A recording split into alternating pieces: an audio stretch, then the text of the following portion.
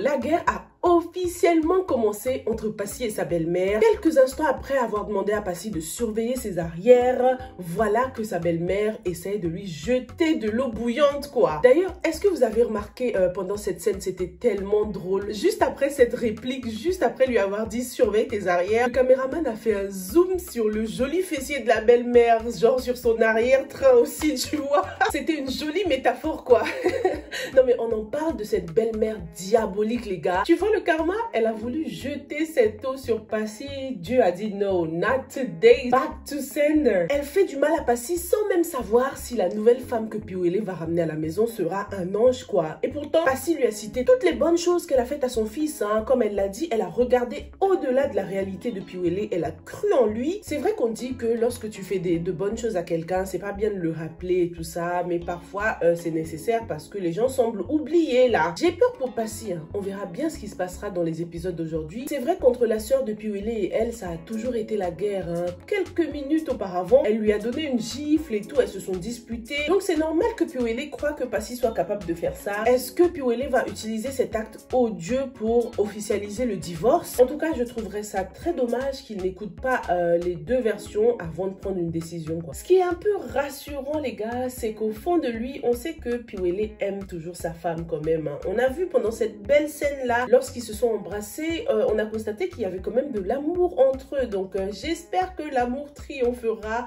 J'espère que Piwele ouvrira les yeux à temps avant de faire de gros dégâts, avant de faire du mal à Passy, quoi. Bonjour tout le monde et bienvenue sur cette chaîne. Je m'appelle Sylvia et je fais des revues et des analyses de films et séries afro. Donc si c'est la première fois que tu passes par là, abonne-toi et active la cloche pour ne pas rater la prochaine revue. Dans cette vidéo, on va donc passer en revue ces deux épisodes qui étaient super intéressants. Et puis je vais lire quelques-uns de vos commentaires, bien sûr, à la fin de la vidéo. Pour ceux qui me demandent encore où regarder cette série, pour l'instant, elle n'est disponible que sur la chaîne A+.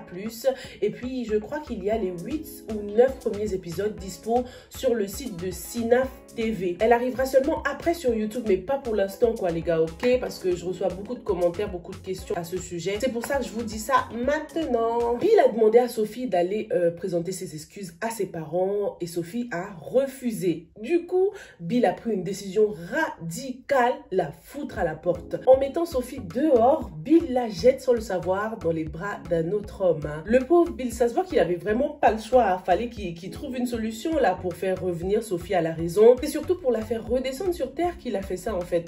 Sophie prétend qu'elle ne veut plus lécher les bottes de la famille Mbarga. Donc ça veut dire que depuis le début, elle jouait à la lèche-botte en fait. Tout ça parce que sa belle famille a de l'argent. Bill, du coup, il est devenu père au foyer, hein. C'est lui qui s'occupe des enfants, les enfants qui réclament déjà leur maman. En tout cas, il y en a un qui est hyper heureux dans toute cette histoire, c'est Julien. Non mais attendez, est-ce que vous avez entendu ce qu'il a dit lorsque Sophie est arrivée? Il a dit ma proie est venue à moi. Mais c'est quelle façon de parler ça? Julien révèle sa personnalité de jour en jour, hein. En utilisant le terme de proie comme si elle était un animal, on comprend qu'il est en train de tendre un piège à Sophie. Et elle se jette dans le piège la tête la première, hein. Julien arrive à l'amadouer très facilement avec de l'argent. 1 million pour 3 jours, les gars. Et franchement, on en parle de Sophie et son enfant là, son enfant qui a 10 ans. Ils sont pas du tout proches, hein. Franchement, ils sont pas super proches.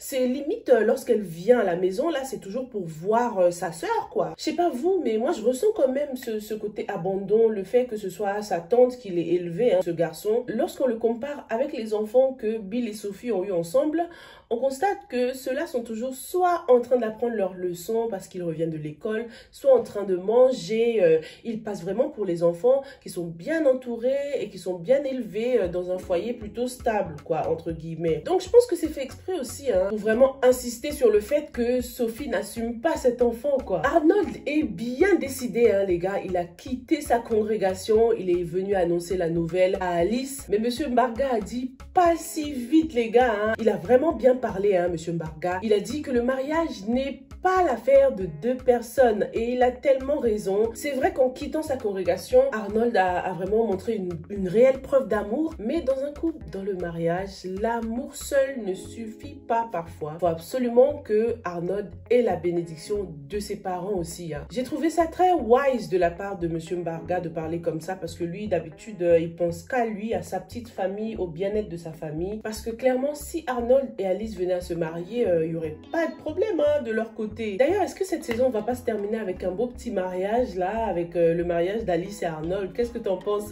En tout cas, s'il venait à se marier, Arnold ne serait pas épanoui à 100% dans ce mariage, parce que son père compte beaucoup pour lui, hein. C'est lui qui l'a élevé et il a fait de lui ce qu'il est aujourd'hui. Donc aller à l'encontre de ce qu'il veut sera extrêmement difficile pour Arnold. Donc bravo à Papa Mbarga, il a bien parlé là. Je kiffe cette photo avec cette croix qui est au milieu des deux hommes, hein, comme quoi c'est la religion qui les sépare. En général, dans cette série, j'ai remarqué que la mise en scène est vraiment excellente. Tout est super bien représenté. Et d'ailleurs, je kiffe la déco, le luxe.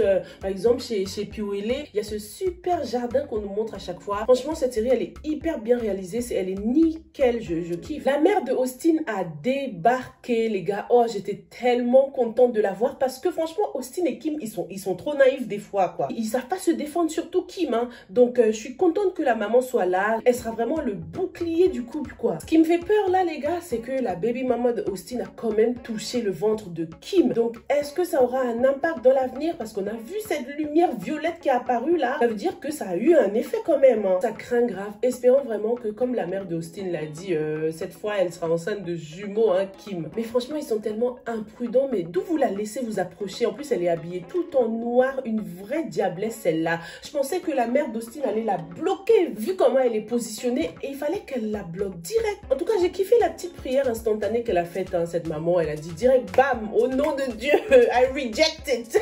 Donc peut-être que c'est elle, hein, qui va arriver à les sauver parce que ces deux-là m'insupportent. Ils sont tellement imprudents. Parlons du coup de la fiancée, entre guillemets, de Paul qui a tout entendu. Qu'est-ce qu'elle va faire avec cette information? Elle, je lui fais pas confiance encore, hein. Surtout que c'est l'amie de la Chisa de Piouélé. Donc je la vois très mal courir chez Kim pour lui dire la vérité. Est-ce qu'elle va faire du chantage à Paul? Elle va lui demander plus d'argent et le menacer de dire la vérité? Espérons que Paul ne lui fasse aucun mal, hein, parce que il est capable de l'éliminer, hein, si elle pose problème. Je sais pas, dites-moi ce que vous en pensez, hein. Est-ce que vous lui faites confiance à cette fille? Est-ce qu'elle pourrait tout dire à Kim? Certes, elle est un peu plus sympa que la Chisa de Piouélé, mais les deux filles ne sont pas très intègres, hein. Elles aiment l'argent, donc elles risquent de lui faire du chantage à Paul. Moi qui pensais que c'est seulement Eliane qui allait craquer et qu'elle allait voir Wafo, voilà qu'il s'avère que les deux femmes sont venues le voir, quoi. Mais vous lui trouvez quoi, lui? Franchement, les femmes, elles abusent des fois. Et puis on en parle du policier qui a essayé de gérer Emily, là.